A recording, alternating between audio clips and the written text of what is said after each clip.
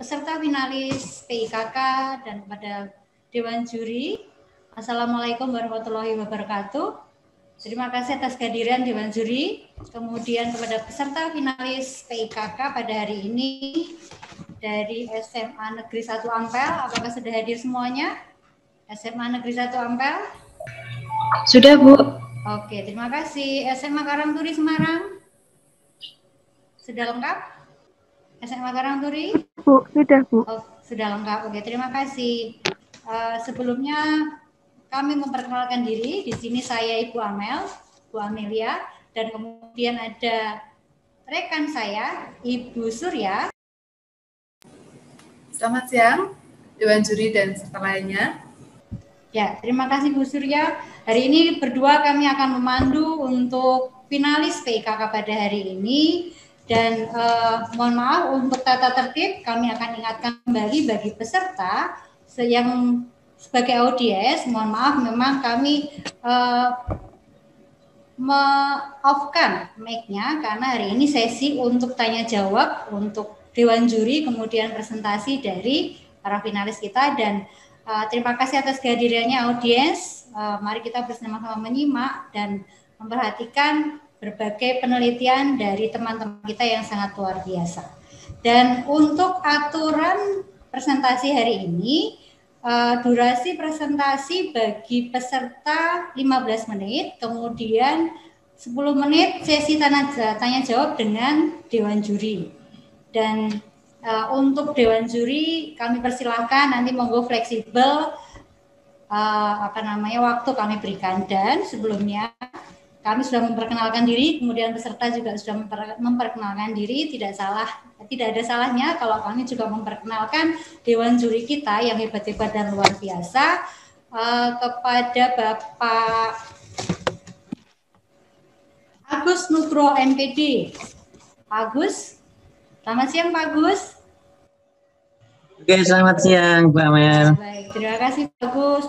Pak Agus ini merupakan Dewan Juri yang kalau saya lihat profilnya sangat luar biasa. Ini Ketua Forum Guru Peneliti Indonesia FGPI Jawa Tengah, Sekretaris MGMP Fisika SMA Kota Salatiga, kemudian Ketua MGMP Fisika Kota Salatiga, kemudian grup guru PKW Jawa Tengah, dan prestasinya juga banyak dan luar biasa sekali. Kemudian untuk Dewan Juri kita yang kedua ada Profesor Dr. Edi Cahyono MSI. Selamat siang Dok. Selamat siang.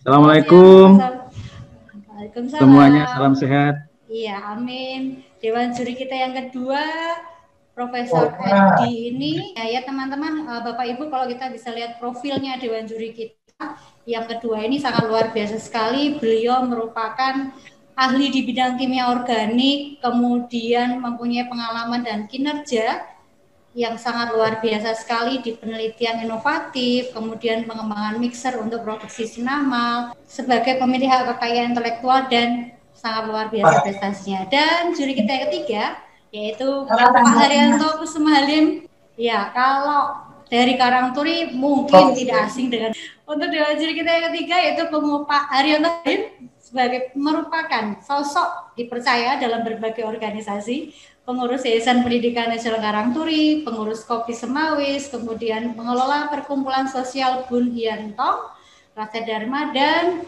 ada beberapa buku yang sudah ditulis dan diterbitkan, yaitu Roller Coaster, Klepah, dan Menjaga Cinta. Baik, ini ada begitu Dewan Juri kita, peserta kita, Bapak Ibu Guru, audiens yang hari ini hadir. Dewan Juri kita luar biasa sekali, dan tentunya penelitian anak-anak kita yang akan dipresentasikan hari ini pasti juga luar biasa sekali. Baik, waktu untuk presentasi akan kita mulai hari ini. Waktu saya serahkan kepada Ibu Surya untuk memandu acara presentasi hari ini. Ya, terima kasih Bu Amel sudah memulai forum ini dengan mengenalkan para Dewan Juri. Sekarang kita langsung mulai saja untuk presentasi yang pertama, yaitu dari SMA Negeri 1 Ampel dengan nama peserta Nabi Ananda Nabila Putri Alfiana, Salsabila Sahlanur Aginda, dan Arif Purwanto dengan judul karya Pemanfaatan Daun Sambiloto Andrograpis paniculata sebagai bahan cemilan stik untuk penderita asam urat. Kepada SMA Negeri 1 Ampel, kami persilahkan 15 menit untuk presentasi.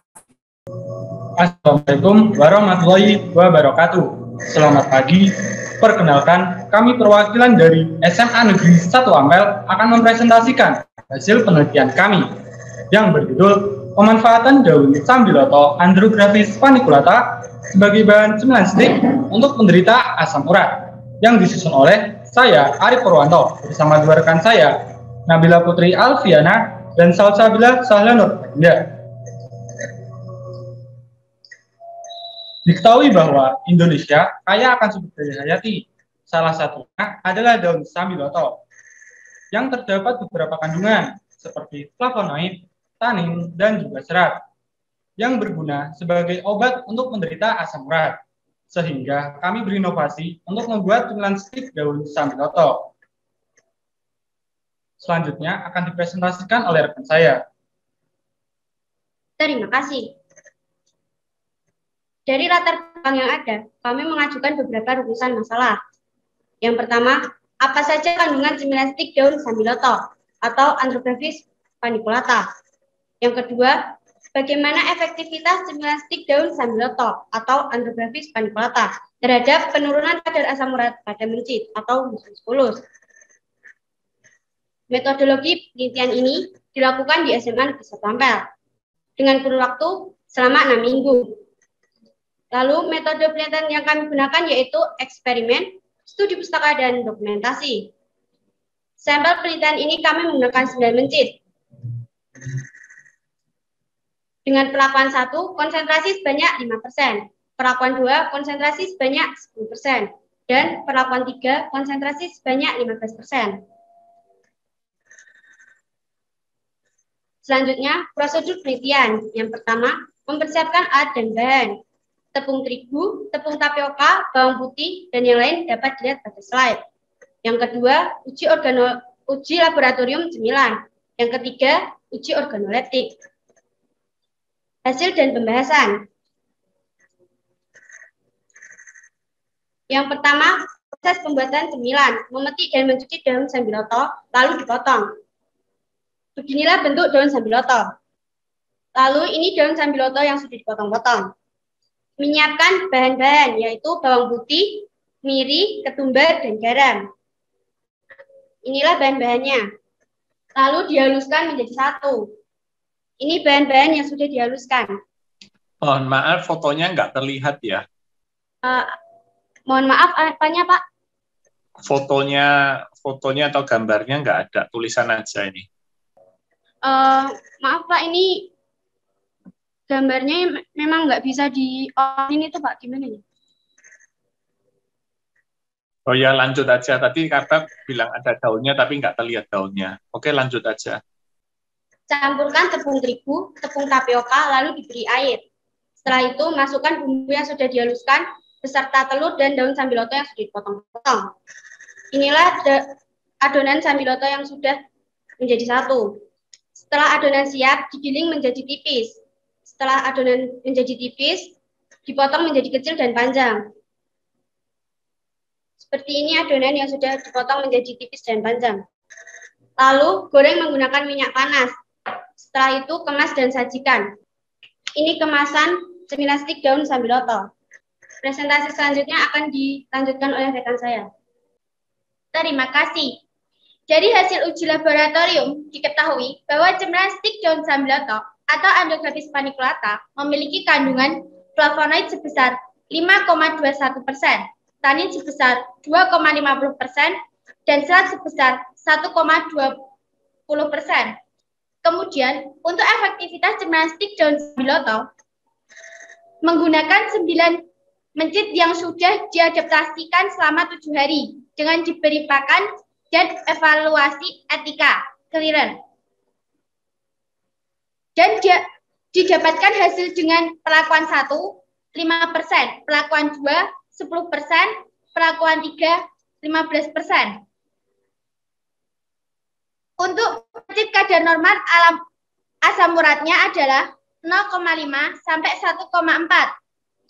Pada tabel di atas, mencit 1 perlakuan 1 sebesar 0,7, mencit 1 perlakuan 2 sebesar 0,8, mencit 1 perlakuan 3 sebesar 0,9. Dari semua kadar asam urat pada mencit tersebut termasuk kadar normal untuk mencit. Lalu, untuk menaikkan kadar asam urat, di hari pertama, mencit tersebut diberi makan emping 1 hari 3 kali pada jam 7 pagi, 12 siang, juga 5 sore. Sebanyak 10 gram untuk sekali makan. Maka kadar asam urat mencit tersebut menjadi mencit 1 perlakuan 1, 3,0, mencit 1 perlakuan 2, 2,9, mencit 1 perlakuan 3, 2,9. Selanjutnya, untuk menurunkan kadar asam urat, di hari ke-2 sampai ke-7, mencit tersebut diberi makan cempelan stik daun sambiloto 1 hari 3 kali pada jam 7 pagi, 12 siang, juga 5 sore, sebanyak 10 gram untuk sekali makan. Maka kadar asam urat mencit tersebut turun menjadi mencit 1 perlakuan 1 sebesar 1,6, mencit 1 perlakuan 2 sebesar 0,8, mencit 1 perlakuan 3 sebesar 0,9. Untuk efektivitas lain dapat dilihat pada slide. Kemudian didapatkan hasil terbaik, yaitu perlakuan 3 dengan konsentrasi daun sambiloto atau Andrographis paniculata sebanyak 15% dengan rata-rata penurunan tertinggi sebesar 0,43 mg per desiliter dan rata-rata terendah sebesar 0,1 mg per desiliter.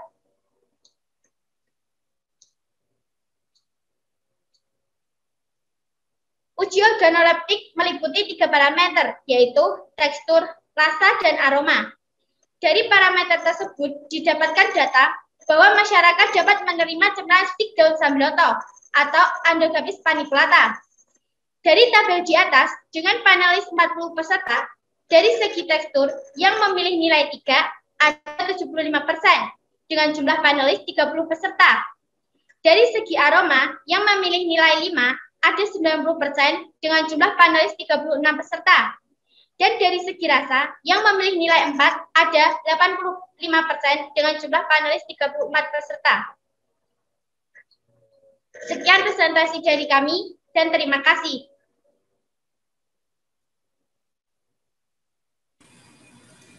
Ya, terima kasih untuk SMA Negeri 1 Ampel dengan presentasinya yang cukup menarik. Terima kasih juga untuk para guru pembimbing yang sudah mendampingi putra-putrinya hingga pada siang hari ini melakukan presentasi. Kemudian selanjutnya adalah sesi tanya jawab kepada Dewan Juri. Kami persilahkan saja, monggo yang mau lebih dulu bertanya, saya persilahkan fleksibel saja, Bapak. Monggo.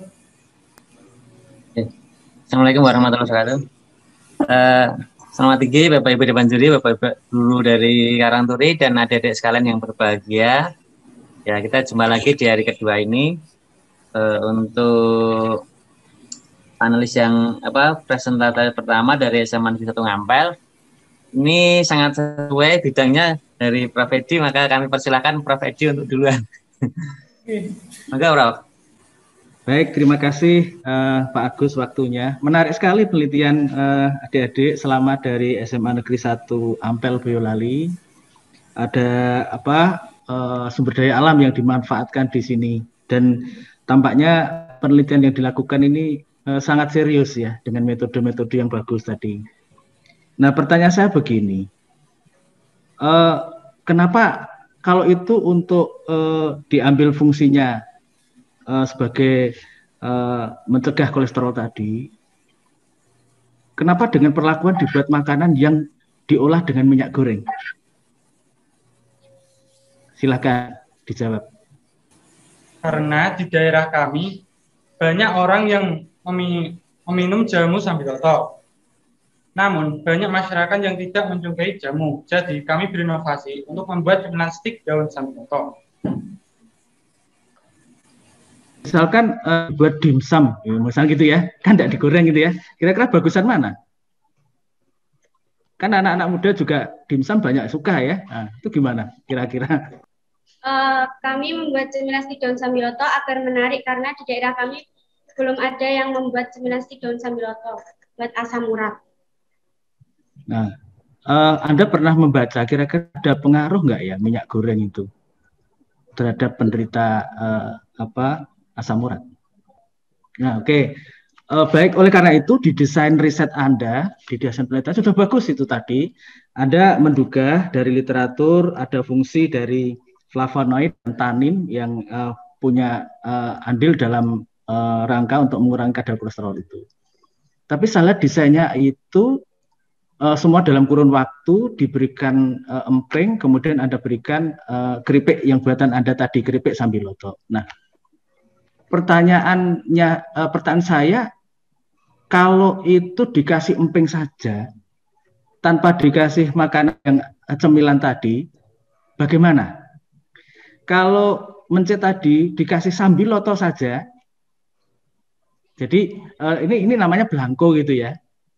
Artinya Anda bisa tahu kira-kira digoreng dengan tidak itu akan berpengaruh enggak? Jangan-jangan pengurangannya itu karena waktu saja, bukan karena makanan itu. Gimana jawaban Anda? Baik Pak, terima kasih atas pertanyaannya. Di sini kami menggunakan stik sambiloto ini karena untuk menguji keefektivitasan stik sambiloto ini. Dan pada uji organolaktik kami juga mengujikan pada 40 panelis dengan parameter aroma, rasa, dan tekstur. Jadi dalam kali ini kami menguji efektivitasnya kepada pencit muskulus.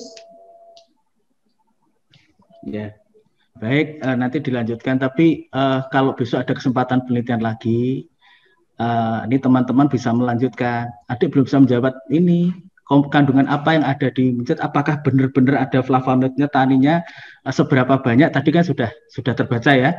Tapi pengurangannya itu tadi mungkin akan bagus kalau ditambahkan perlakuannya dengan belangko. Jadi sama-sama makan emping, kemudian dikasih sambiloto saja bagaimana, sama-sama makan emping, tidak makan apa-apa bagaimana. Makanya makanan biasa itu seperti apa? Itu bisa ikut menjawab pertanyaan Anda. Demikian Pak Agus dari saya. Ya. Baik Pak, sebelumnya mohon maaf, kami sudah mengujikan stik di Universitas Budi dengan kandungan flavonoid, serat, dan tanin tersebut. Untuk empingnya itu untuk menaikkan kadar pada mencit tersebut.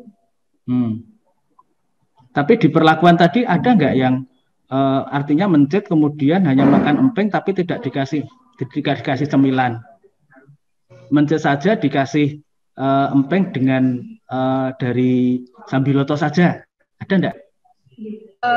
Tidak ada Pak, karena kami untuk menaikkannya emping dan kemudian kami ukur dengan efektivitas. Oke, bagus. Ya.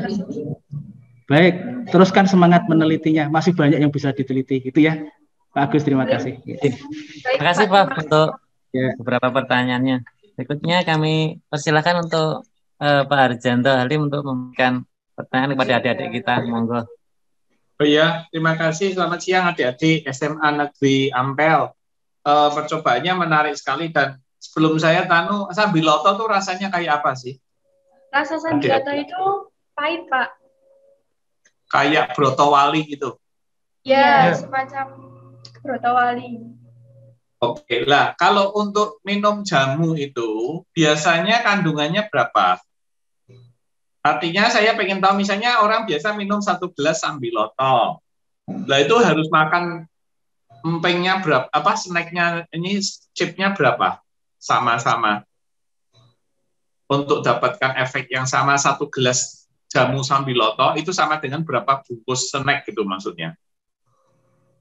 Mohon maaf Pak, untuk pengujiannya kami belum sampai kepada perbandingan dengan jamu sambiloto karena kami mendapatkan idenya dari di mana daerah kami masyarakat sering meminum jamu sambiloto atau brotowali ini. Kemudian dari masyarakat yang sering mengkonsumsi brotowali tersebut kami berinovasi bahwa bagaimana cara menarik perhatian masyarakat agar dapat mengkonsumsi Sambiloto ini dengan rasa yang berbeda. Oke, maksud saya biasanya minum jamu Sambiloto 1 gelas, ya kan? Lah itu isinya berapa lembar daun Sambiloto? Tahu nggak? Kami belum memperbandingkan dengan jamu Sambiloto yang dikonsumsi per lembar atau berlembar. Oh, berarti nggak tahu 1 gelas jamu Sambiloto isinya berapa, nggak tahu ya, belum ya, oke. Coba menarik, sebenarnya takut saya biasanya 1 gelas karena itu kan ekstraksi, kemudian bisa dapat 1 gelas cukup. Jangan-jangan nanti untuk mendapatkan efek yang sama harus makan 100 bungkus gitu misalnya loh, kan jadi nggak efektif karena meskipun enak tapi makannya banyak, belum nanti gorengannya dan minyaknya seperti dikatakan Prof. Edi tadi. Ya, jadi itu mungkin yang harus dicek dulu sebelum dan kemudian yang kedua tadi ceknya flavonoid, tanin dan seratnya lewat laboratorium di mana itu? Lewat laboratorium Setiabudi, Pak. Setiabudi, jadi cukup tervalidasi, bisa dipegang. Cek asam uratnya di mana? Kadar asam urat? Kami mengecek dengan alat glikometer yang diujikan pada 9 mencit melalui ekor mencit tersebut. Alatnya pakai apa asam urat itu? Glikometer dengan glukometer UA, Pak. Oh, itu caranya ngambilnya gimana? Darahnya mencit itu? Disuntikan pada bagian ekor, Pak. Kemudian darah tersebut diambil dengan stick. Berapa cc ambilnya darah? Sedikit. Oke. Ya, tapi buat saya agak menarik sekali karena ini nggak gampang kan. Mencit itu kan tikus toh ya? Iya, Pak. Oke. Kemudian yang pertanyaan saya waktu ngasih makan emping, hampir mirip dengan Prof. Edi, itu kadarnya, tapi sudah dicek juga ya asam uratnya mencitnya masing-masing. Tadi yang dimaksudkan Prof. Edi adalah harusnya ada sekelompok mencit yang dikasih makan emping dan dikasih kerupuk biasa misalnya, nggak ada kandungannya Sambiloto, dibandingkan yang satu dikasih chip mengandung Sambiloto, yang satu dikasih chip tidak ada Sambilotonya, kemudian diikuti. Lah kalau dua-duanya ternyata sama-sama turun, berarti karena kandungan asam urat di dalam empingnya dari hari ke hari turun, bukan karena makan Sambiloto. Itu mungkin masukannya. Oke, terima kasih. Mohon maaf, Pak, apakah yang dimaksud dengan kontrol positif dan kontrol negatif? Iya, kontrol. Jadi blanko tadi apakah dijalankan? Ada enggak? Jadi ada 2 kelompok mencit, yang satu dikasih dua-duanya kasih emping, tapi yang A dikasih setelah itu dikasih Sambiloto, yang B dikasih kerupuk tanpa Sambiloto. Ada enggak dijalankan? Baik, Pak, untuk kontrol positifnya kami menggunakan bayam. Kemudian untuk kontrol negatifnya kami menggunakan stick dengan tepung terigu. Ada juga. Hasilnya gimana? Hasilnya? Hasil kontrol positifnya sama. Sama itu gimana? Turun? Sama dengan perlakuan yang kami uji cobakan. Iya, artinya sama dengan kalau dikasih Sambiloto gitu. Iya. Iya, berarti kan memang belum tentu dari Sambilotonya ya. Tetapi apabila mencit masih memakan bayam, kadar asam uratnya masih tinggi, Pak, dibandingkan dengan Sambiloto. Jadi menurut efektivitas kami, Sambiloto pada perlakuan ketiga dengan konsentrasi 15% dapat menurunkan kadar asam urat pada mencit. Oke. Tapi data yang pakai bayam tadi nggak muncul ya di presentasi ya? Tidak kami masukkan, Pak. Oke. Ya, terima kasih Pak Agus. Monggo. Terima kasih Pak Arjanto. Sama adik-adik ya, ini namanya lomba seperti ini. Yang pertama memang. Oke, sambil menunggu Pak Agus tanya sedikit. Kira-kira cemilan ini laku dijual enggak ya? Sudah ada kajian ke situ enggak, adik-adik? Untuk dikonsumsi masyarakat sudah dapat diterima, Pak, karena dari hasil uji organoleptik pada 40 panelis yang menyatakan bahwa rasa itu enak itu sekitar 85%, Pak.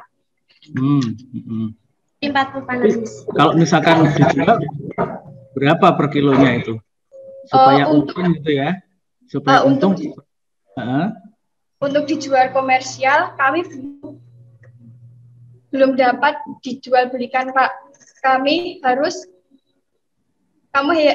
belum menghitung BEP-nya terlebih dahulu.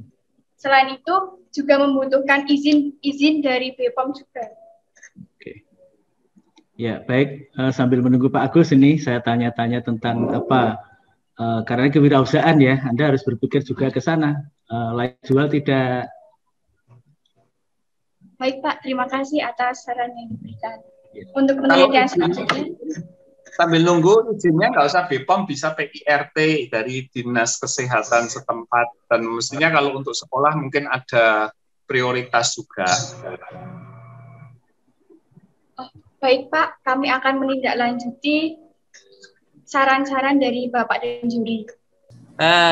Oke, adik-adik sekalian, mereview dari yang disampaikan Prof. Edi sama Pak Harjanto. Jadi ini kan larinya ke namanya pangan fungsional, yaitu pangan yang bisa untuk pengobatan kan gitu.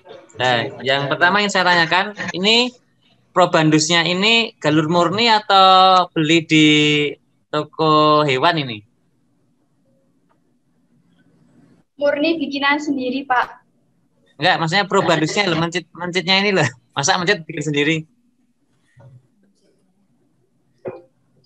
Oh, dari peternakan mencit, Pak.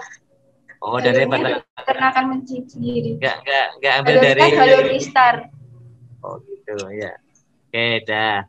Kemudian untuk simplisianya, ini yang diambil dari daun, batang atau akar ini? Daunnya, Pak. Kami daunnya, tidak simplisia, tetapi kami daunnya yang kami potong-potong, Pak. Jadi tidak menggunakan simplisianya. Jadi daunnya dipotong-potong.